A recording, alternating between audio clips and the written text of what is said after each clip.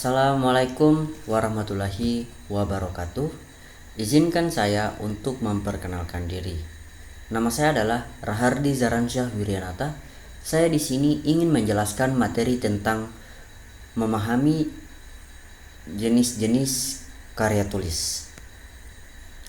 Nah, karya tulis adalah bentuk tulisan yang dihasilkan seseorang untuk menyampaikan ide, informasi, gagasan, atau cerita kepada pembaca. Ada berbagai jenis-jenis karya tulis yang masing-masing memiliki tujuan struktur dan gaya penulisan yang berbeda. Berikut adalah penjelasan beberapa jenis karya tulis secara luas. Jadi, jenis karya tulis berdasarkan tujuan penulisan. Nah, yang pertama yaitu karya tulis argumentatif. Ditujukan untuk meyakinkan pembaca tentang suatu pendapat atau pandangan. Contoh, esai, debat, artikel opini, atau kolom editorial. Fokus pada argumen disertai bukti pendukung seperti data statistik atau hasil penelitian. Penting bagi penulisan untuk menjaga objektivitas dan menggunakan sudut pandang yang adil meskipun memihak pada argumen tertentu. Yang kedua yaitu karya tulis persuasif. Bertujuan untuk memengaruhi pembaca agar mengambil tindakan tertentu atau mengubah pandangan mereka. Contoh, iklan berbasis teks, surat, kampanye, atau tulisan motivasi.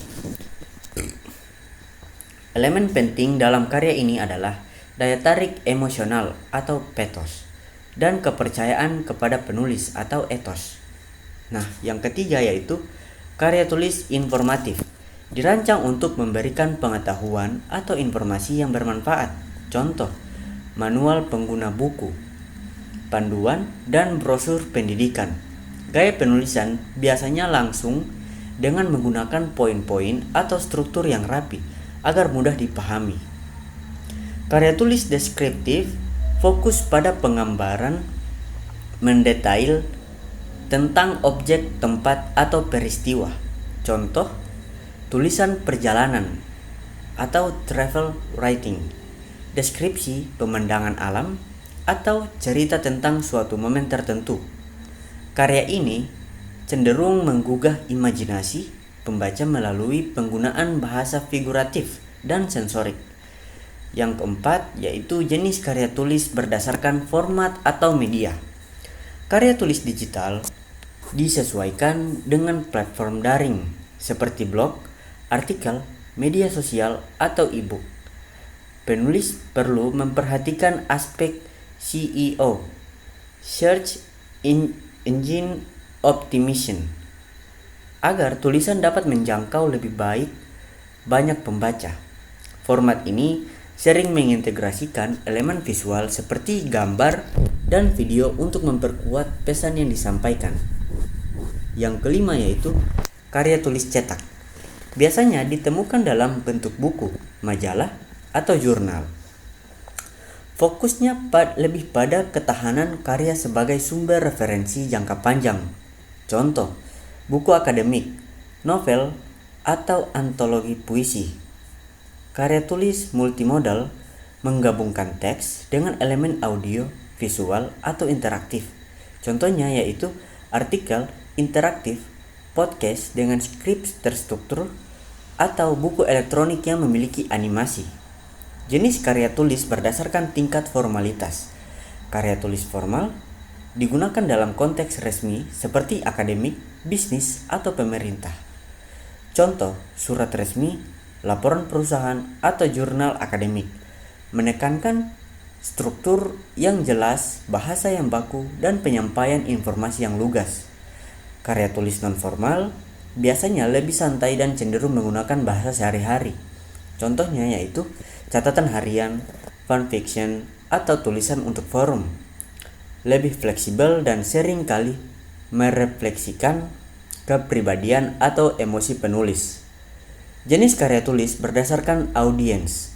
Karya tulis untuk anak-anak menggunakan bahasa yang sederhana dan ilustrasi yang menarik. Contohnya, buku cerita bergambar, dongeng, atau komik edukasi.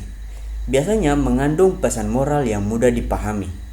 Karya tulis untuk profesional ditujukan untuk kalangan tertentu seperti dokter, insinyur, atau psikolog. Contohnya yaitu artikel jurnal spesialis, laporan teknis, atau panduan prosedur. Menggunakan istilah teknis yang relevan dengan bidang tersebut. Kemudian, karya tulis untuk masyarakat umum ditulis dengan gaya universal yang dapat dipahami semua kalangan. Contohnya yaitu artikel kesehatan umum, buku motivasi, atau tulisan edukatif ringan. Fokus pada topik yang memiliki dampak luas dan relevan. Jenis karya tulis berdasarkan kreativitas. Karya tulis adaptasi berdasarkan karya lain, tetapi dengan perspektif atau gaya baru. Contohnya yaitu novel yang diadaptasi menjadi naskah drama atau cerita rakyat yang disesuaikan dengan konteks modern. Membutuhkan pemahaman mendalam tentang karya asli sekaligus kreativitas untuk memperbaruinya. Nah, ini 3 tokoh karya tulis dari Indonesia. Yang pertama adalah Profesor Dr. Haji Muhammad Hatta. Kontribusi dalam psikologinya yaitu Muhammad Hatta bukan hanya dikenal sebagai wakil presiden pertama Indonesia, tetapi juga memiliki pemikiran tentang psikologi sosial. Salah satu karyanya yang berhubungan dengan psikologi adalah pemikirannya mengenai psikologi pendidikan dan hubungan antara mentalitas individu dengan perkembangan bangsa. Meskipun tidak ada karya tulisnya yang spesifik, hanya membahas psikologi, beliau sering menulis tentang pentingnya pengembangan karakter bangsa dan pendidikan yang relevan dengan psikologi sosial dan pendidikan. Yang kedua yaitu Profesor Dr. Sartono Kartodirjo. Nah, kontribusinya dalam psikologi yaitu Profesor Sartono Kartodirjo adalah seorang tokoh dalam dunia psikolog sosial dan sejarah psikologi di Indonesia. Beliau banyak menulis tentang psikologi dalam konteks sosial dan budaya Indonesia. Karyanya memfokuskan pada bagaimana nilai-nilai budaya mempengaruhi perilaku sosial dan identitas negara. Salah satu karya terkenalnya adalah tentang psikologi, yaitu dalam masyarakat Indonesia yang mengkaji pengaruh budaya, norma, dan tradisi dalam pembentukan pola pikir dan sikap sosial individu dalam masyarakat. Yang ketiga yaitu Dr. Endang Sutrisna. Nah, Dr. Endang Sutrisna adalah seorang tokoh penting dalam psikologi klinis di Indonesia. Ia banyak menulis tentang masalah psikologi yang berkaitan dengan pengembangan diri, terapi, dan kesehatan mental. Karyanya yaitu salah satu karya yang terkenal adalah Psikologi Klinis yang membahas tentang aplikasi terapi psikologi untuk mengatasi masalah psikologis yang dihadapi oleh individu. Beliau juga berperan dalam memperkenalkan pendekatan-pendekatan psikologi yang lebih berbasis pada konteks sosial dan budaya Indonesia. Ketiga tokoh tersebut memiliki kontribusi besar dalam bidang psikologi di Indonesia, baik melalui tulisan akademis, pemikiran, maupun pengaruhnya dalam dunia pendidikan dan praktik psikologi. 2 tokoh karya tulis terkenal di dunia. Nah, yang pertama yaitu Carl Rogers. Kontribusinya dalam psikologi yaitu Carl Rogers adalah tokoh utama dalam psikologi humanistik. Ia dikenal dengan teori terapi person-centered yang menekankan pentingnya hubungan yang empatik dan tidak menghakimi dalam membantu individu berkembang dan mencapai potensi penuh mereka. Nah, ada 2 karya-karyanya yaitu On Becoming a Person.